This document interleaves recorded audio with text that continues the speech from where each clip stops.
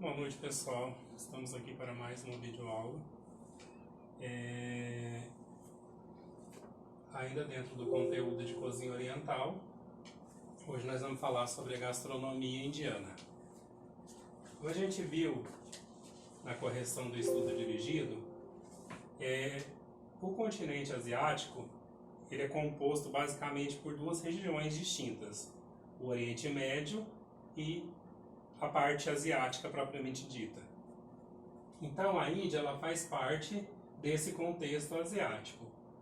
Embora ela faça fronteira com os países do Oriente Médio, que também compõem a Ásia, ela é caracterizada mais dentro do contexto da gastronomia asiática do que da gastronomia do Oriente Médio.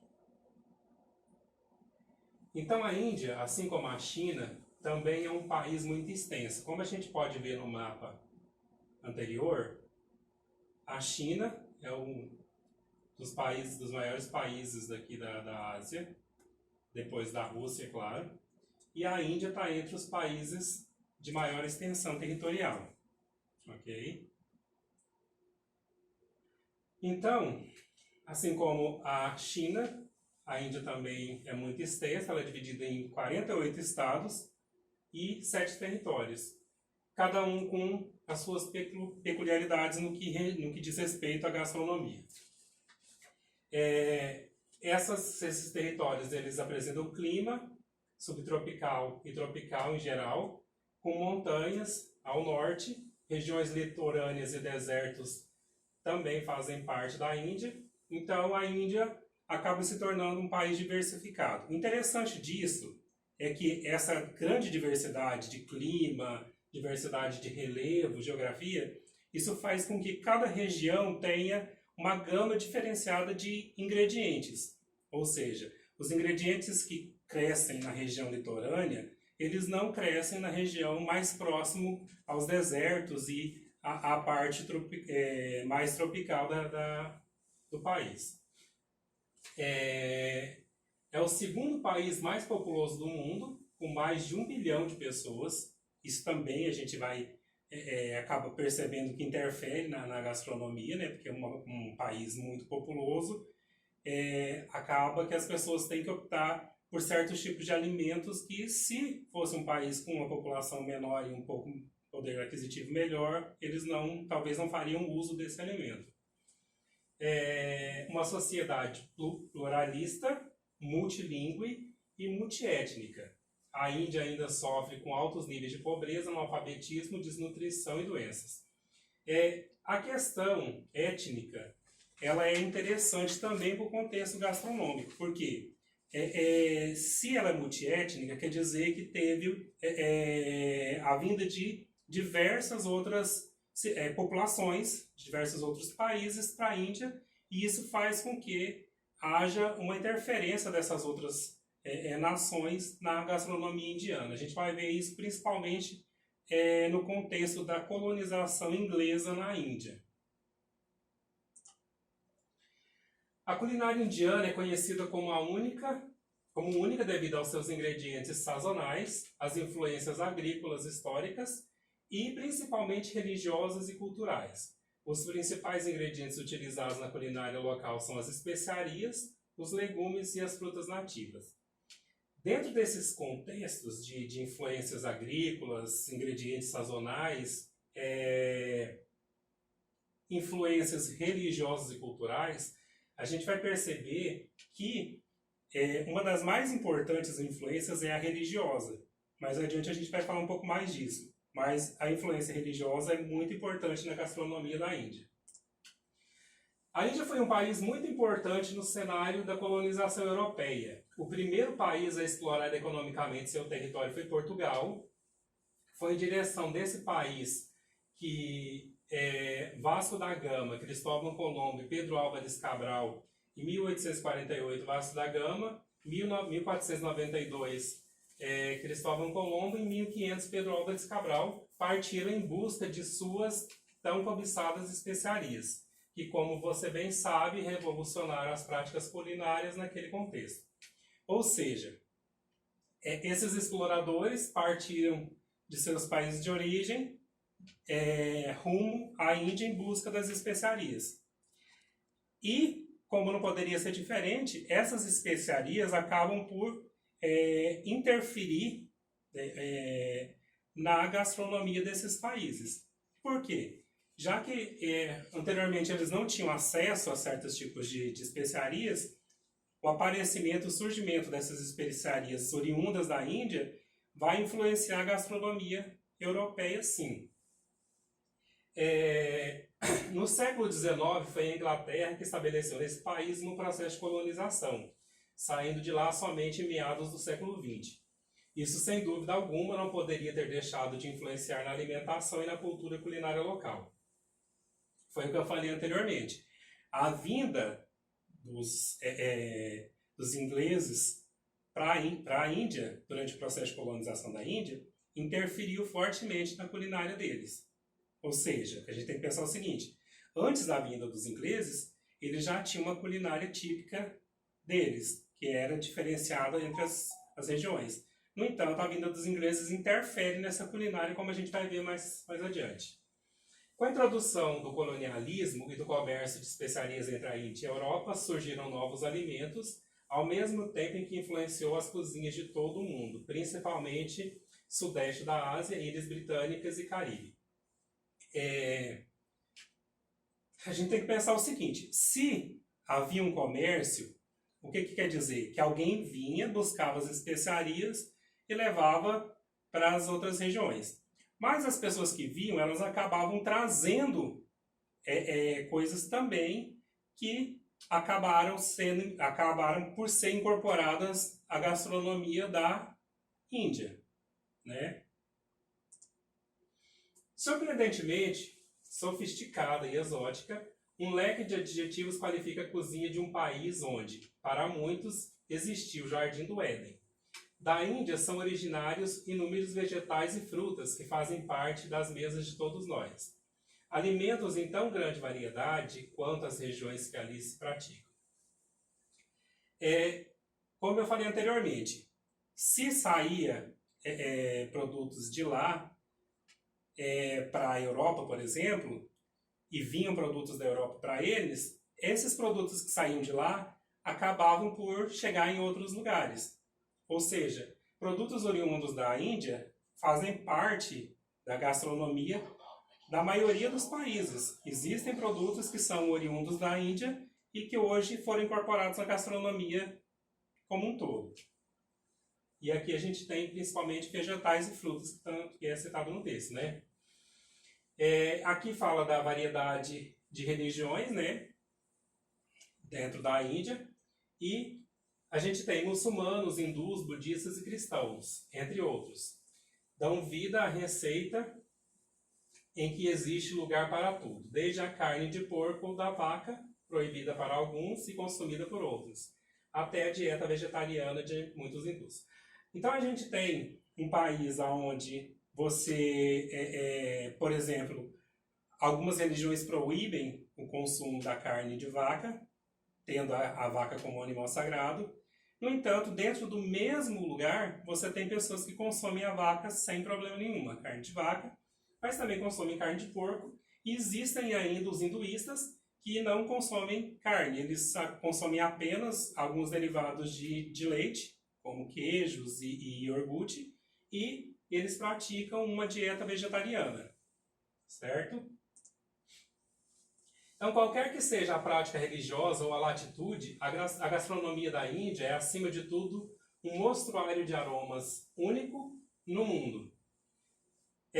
Quando a gente pensa na gastronomia indiana, a gente já logo de cara imagina o número de especiarias e temperos que são utilizados naquela gastronomia. Se a gente tem um pouco de conhecimento com relação a temperos e especiarias, a gente já tem, assim, consegue imaginar o quão perfumado é um ambiente onde se vende esses temperos ou uma cozinha na qual está se preparando um prato indiano. Então, só de imaginar a gente consegue mais ou menos ter uma ideia do que seria essa gastronomia indiana. Então, ervas, sementes, frutos frescos ou secos, hortaliças e molhos combinam-se em muitos pratos, proporcionam uma explosão de aromas e de sabores absolutamente fascinantes. Medina 2006.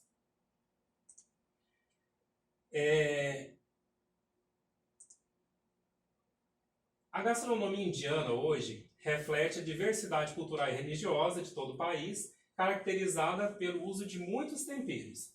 Como eu falei anteriormente, a quantidade de tempero, se a gente comparar, por exemplo, com a nossa gastronomia, é infinitamente maior. Temperos, pimentas e especiarias. Podemos classificar o paladar da comida indiana em 6 sabores predominantes. O ácido ou agridoce, que é um que a gente está mais habituado, assim, a gente, dentre os diferenciados, assim, por assim dizer, a gente tem mais contato, que é o agridoce, tem o salgado, o amargo, o picante e o extremamente picante. Os pratos conferem e têm por essência a utilização em grande quantidade de legumes, dando o título de país com maior utilização de legumes em todo o mundo. Isso se dá, pois praticamente a maioria dos indianos são vegetarianos, em grande parte pela escolha religiosa. Então, voltando ao que eu falei anteriormente, as referências, as influências religiosas, elas são muito fortes na Índia. Então, você tem uma grande maioria da população vegetariana e a maior parte dessa população vegetariana é por influência religiosa.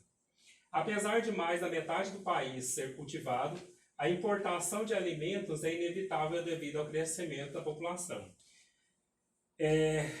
Não é de se estranhar, porque se você pensa num país que tem 1 bilhão de habitantes, por mais que toda aquela região seja cultivável, é impossível produzir alimento suficiente para essa quantidade de gente. Aqui tem uma pergunta que eu quero que vocês me respondam. Eu quero que vocês me respondam num documento do Word e me enviem como parte da nossa avaliação já para o próximo bimestre. Então, no Ocidente, ou seja, na outra parte que não a parte do Oriente, no Ocidente, a religião ela influencia a alimentação como acontece no Oriente. Porque se a gente fizer um apanhado geral dentre aqueles países do continente asiático ali, grande parte deles tem uma gastronomia influenciada pela religião. Então, alguns comem carne, outros não. Alguns são vegetarianos em função da religião, outros não. Existem dias para se comer carne, dias que não se come. Outros consomem derivados de animais, outros não. Então, assim, existe uma forte influência em virtude da religião. E eu quero saber o seguinte: fora do Oriente, no Ocidente, essas religiões que são professadas nesse conglomerado de países, elas influenciam a gastronomia? Então vocês vão me responder e me enviar isso.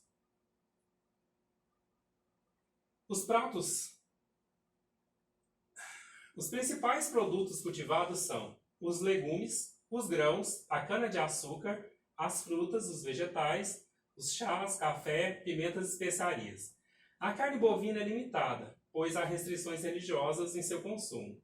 80% da população segue a religião do hinduísmo, que acredita no respeito de tudo que respira. Por isso, são vegetarianos, mas consomem o leite, o queijo e o iogurte extraídos do leite. Então, como eu falei para vocês, embora os hinduístas eles não consumam carne de vaca por respeito, eles consomem os produtos que são derivados do leite, como o próprio leite e o queijo, o iogurte. Temos que ressaltar, porém, que não são todos da população que fazem parte dessa crença. É muito comum que a vaca seja criada solta em centros urbanos, pois uma grande parte da população a respeita e acredita que, quando um desses animais adentra sua casa, é sinal de sorte e bênção. Carnes de carneiro, aves, peixes de mar e rios também são consumidos pela população não vegetariana. Ou seja, dentre a parcela que consome carne, esses tipos de carne e aves e pescados são consumidos pela população. Outra característica curiosa é que as louças são compostas em sua maioria de folhas de bananeira e casca de coco. Os talheres não são utilizados, pois se come com a mão direita. É interessante todo esse contexto, porque não se tem pratos, você come em folhas de bananeira ou em casca de coco, não se utiliza um talher e se come apenas com a mão direita. Por quê? A mão esquerda ela é considerada suja, impura, porque é a mão que é utilizada para fazer a higiene do corpo.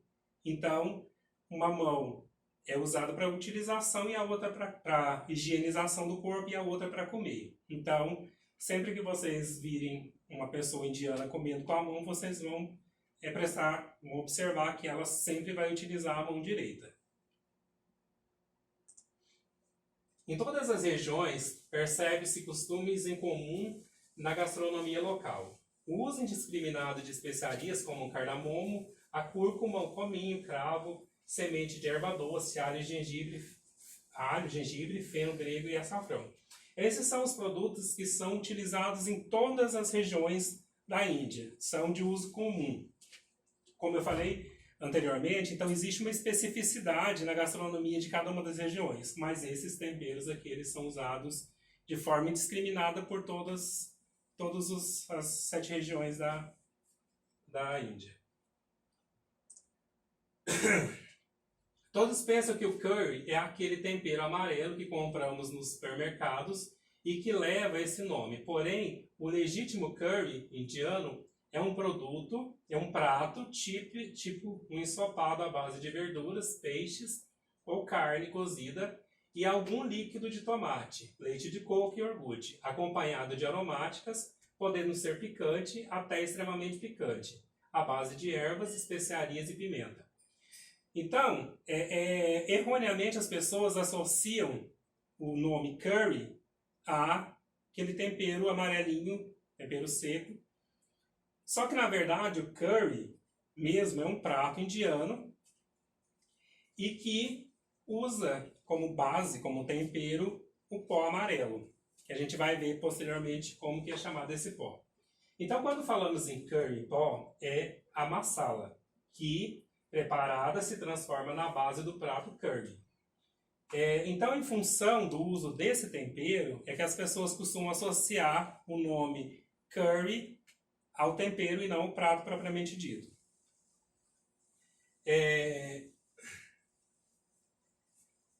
Sua combinação na mistura de temperos e especiarias secas ganha diversos nomes devido às diferentes combinações. Por exemplo, garam masala, Kashmir masala, Madras marsala,